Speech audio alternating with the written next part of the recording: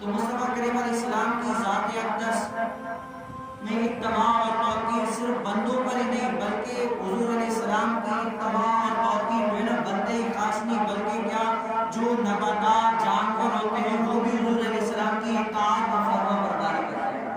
یہ صرف انسان کے خاصے میں نہیں ہے کہ انسان صرف حضور علیہ السلام کی توقیر عزت و ثنا توقیر کرے نہیں بلکہ مصطفیٰ کریم علیہ السلام کی عزت توقیر ہر شے ہر بندے چاہے حیوان ہو نباتات ہو جو بھی ہو اس کو عزت توقیر کرنا لازم ہے.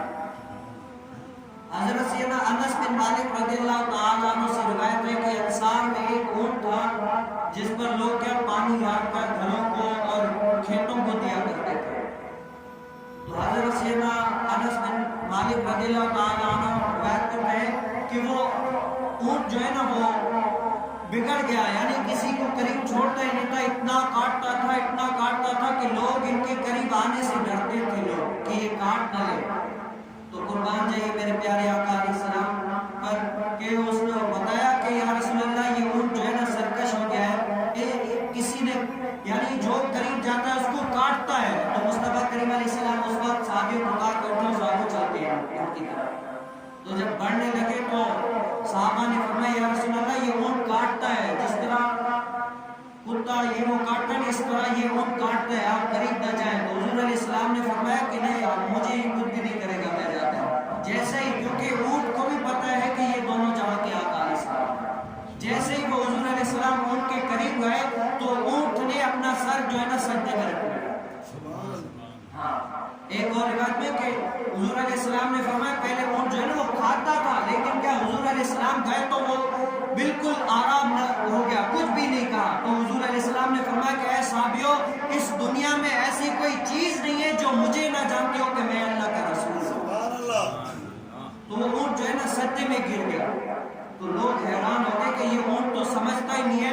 تو صحابہ کرام رضی اللہ عنہ نے عرض کی کہ یا رسول اللہ یہ اونٹ تو بے عقل ہے عقل نہیں ہے اس نے اگر آپ کو سجدہ کر لیا تو ہم تو عقل والے ہیں یا رسول اللہ آپ ہمیں اجازت دیں ہم بھی آپ کو سجدہ کرنا چاہتے ہیں. تو حضور علیہ السلام نے فرمایا کہ نہیں اگر میری امت میں سجدہ جائز ہوتا تو میں حکم دیتا کہ عورت جو ہے نا اپنے مرد کو سجدہ کرے خاوند کو سجدہ کرے. یہ حضور علیہ السلام کی شان اقدس ہے کہ صرف انسان ہی نہیں بلکہ کیا جو جانور حیوانات نباتات ہیں وہ بھی حضور علیہ السلام کے جو ہے نا ثنا کرتے ہیں حضور علیہ السلام کی فرما برداری کرتے ہیں. حضور علیہ السلام پر جب وحی آیا کرتی تھی تو پتھروں سے بھی آواز آیا کرتی تھی السلام علیکم یا رسول اللہ.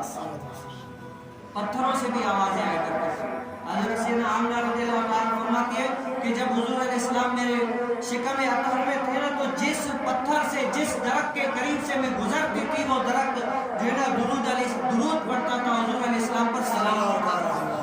اے آمنہ سلام ہو تجھ پر کہ تجھ میں جو ہے نا آقا دو جہان ہے. یہ حضور علیہ السلام کی شان ہے اقدس ہے. صرف انسانوں کو نہیں بلکہ کیا جانور حیوانات نباتات سب کو جو ہے حضور علیہ السلام کی فرما برداری کرتے ہیں. اگر جو کرتا ہے